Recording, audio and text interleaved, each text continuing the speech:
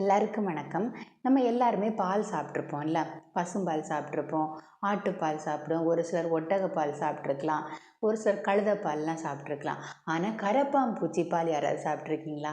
கரப்பான்பூச்சி பால் அப்படிங்கிறது ஒன்று இருக்குது. அது எப்படி பண்ணுறாங்க அப்படிங்கிறத நம்ம இன்றைக்கி இந்த வீடியோவில் பார்க்க போகிறோம்.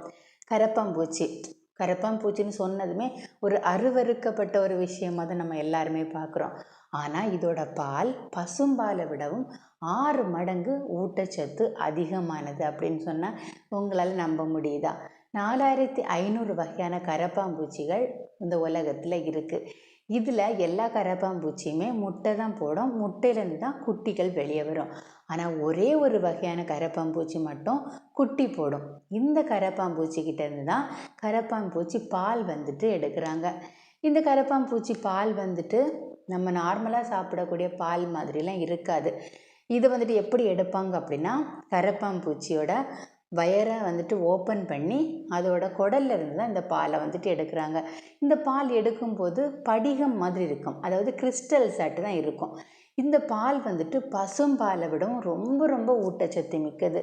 எப்படின்னு பார்த்தீங்கன்னா, ஒரு 100 கிராம் பசும்பாலில் 8 கிராம் புரோட்டீன் இருக்கும். ஆனால் இந்த கரப்பான்பூச்சி பாலில் 32 கிராம் புரோட்டீன் இருக்குது. அது மட்டும் இல்லாமல் இந்த கரப்பான்பூச்சி பாலில் கொழுப்புகள் கரெக்டான அளவில் இருக்குது. அத்தியாவசியமான அமினோ ஆசிட்ஸ் 10 அமினோ ஆசிட்ஸ் இதில் இருக்குது. பொதுவாக ஒரு இறைச்சியை நம்ம எடுத்துக்கிட்டோம் அப்படின்னா தான் அதில் கரெக்டான 10 அமினோ ஆசிட்ஸ் இருக்கும். தாவர உணவுகளில் 1 இல்லாட்டி 2 அமினோ ஆசிட்ஸ் மிஸ் ஆயிடும்.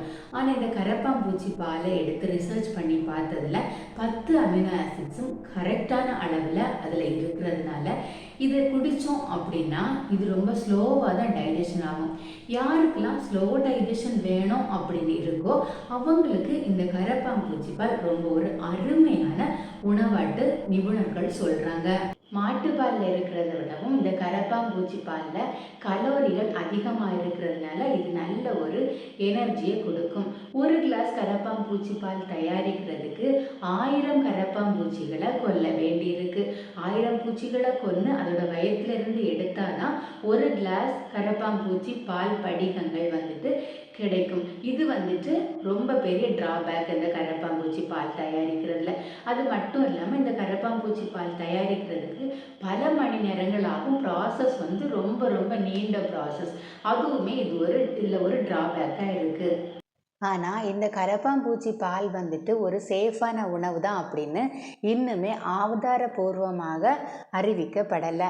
அது மட்டும் இல்லாமல் இப்போ ஒரு பெரிய வறட்சி வந்துடுச்சு அப்படின்னா நமக்கு கண்டிப்பாக உணவு தட்டுப்பாடு நடக்கும். அந்த டைமில் இந்த கரப்பான்பூச்சியோட பால் மாற்று உணவாக அமையலாம் அப்படின்னு நிபுணர்கள் சொல்கிறாங்க. ஏன் அப்படின்னு பார்த்தோன்னா, கரப்பான்பூச்சி நிறைய தட்பவெப்பநிலை மாற்றம் நடந்தாலுமே அந்த இடத்துல நல்லபடியாட்டு வாழக்கூடியது.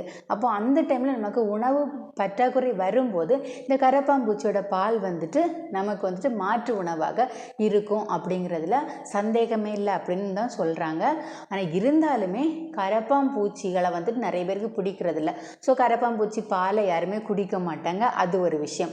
கரப்பான்பூச்சிகள் நோய் பரப்பாது அப்படிங்கிறதுக்கான எந்த ஒரு நிச்சயத்தன்மையும் கிடையாது. அது இன்னொரு விஷயம். இந்த 2 விஷயத்தினால இது ஒரு பெஸ்ட்டான ஃபுட்டாக இருக்குமா, மக்கள் ஏற்றுப்பாங்களா அப்படிங்கிறது ஒரு டவுட்டு தான். வருங்காலங்கள் அதை முடிவு பண்ணும். இந்த வீடியோ உங்களுக்கு பிடிச்சிருந்துச்சுன்னா மறக்காம ஒரு லைக் பண்ணிடுங்க. கரப்பான்பூச்சி பால் உங்களுக்கு கொடுத்தாங்க அப்படின்னா நீங்கள் இதை குடிப்பீங்களா அப்படிங்கிறதையும் மறக்காமல் கமெண்டில் சொல்லுங்கள். மறக்காமல் சேனலை சப்ஸ்கிரைப் பண்ணுங்கள். நன்றி.